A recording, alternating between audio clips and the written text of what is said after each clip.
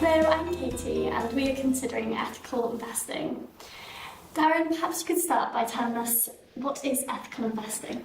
Yeah, ethical investing is where you're still investing, you're still putting money away for the long term, you're hoping to make more growth on it than you would do having left it in a bank account.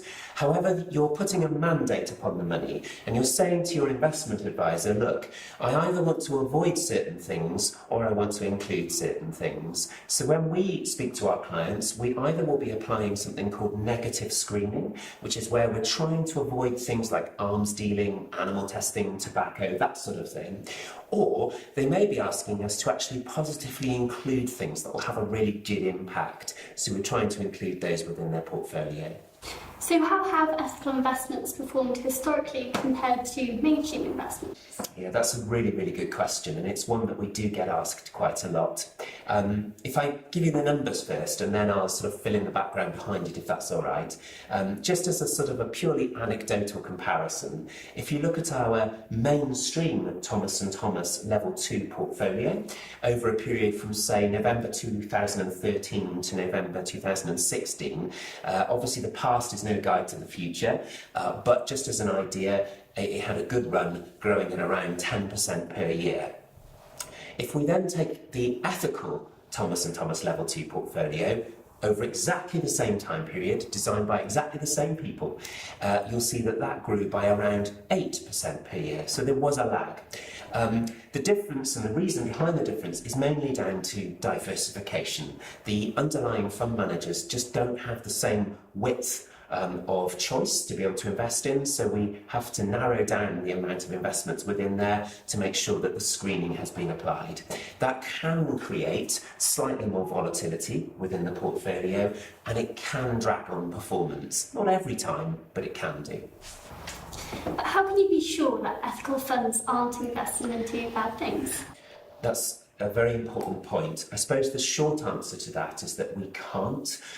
In this globalised world, it's very, very hard to be certain that there isn't a link to something under the surface that you're not happy with. What I will make are two statements, however.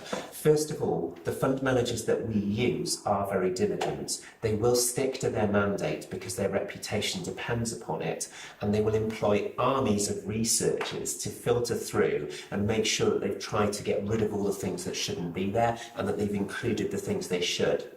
The second thing, or the next layer to that, is actually ourselves. So at Thomas & Thomas, as you know, we spend inordinate amounts of time and effort researching those underlying funds and checking through meeting the fund managers and their representatives and researching them. We make sure that they are investing as ethically as we possibly can see them doing. So when we put a portfolio in front of a client, we're confident that we've done the best we can.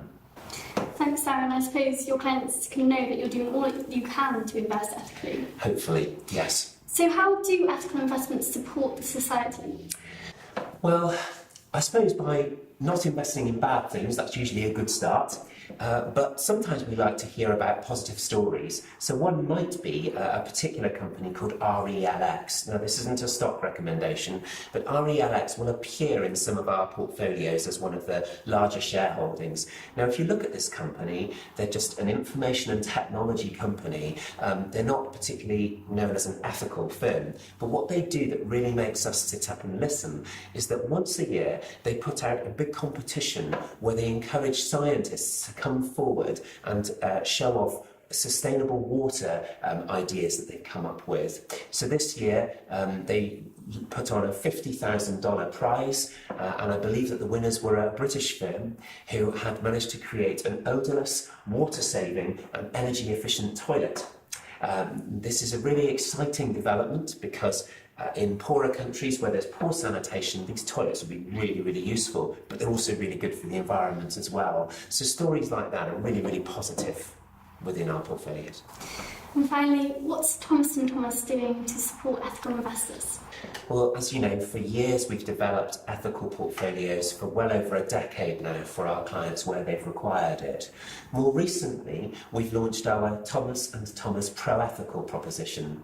And this is where we undertake to review our clients' ethical portfolio every 3 months. We book a week out and we drill down into that portfolio and we check to see how it's doing, where it's investing, and then we report to our clients on it and also recommend any switches if required. The other thing we do is we like to share good news stories with them at that point, and we think that's really valuable because our clients actually really appreciate being updated on some of the things that are going on within the portfolio. Thank you, Darren, for telling us a little bit more about ethical investing. We hope you've enjoyed the video today, and if you have any questions, please do not hesitate to contact us.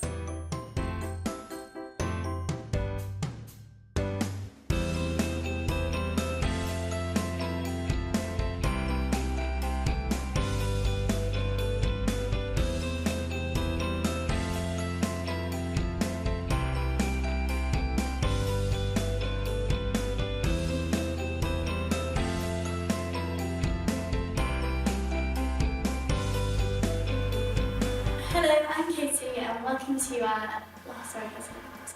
Ah, really?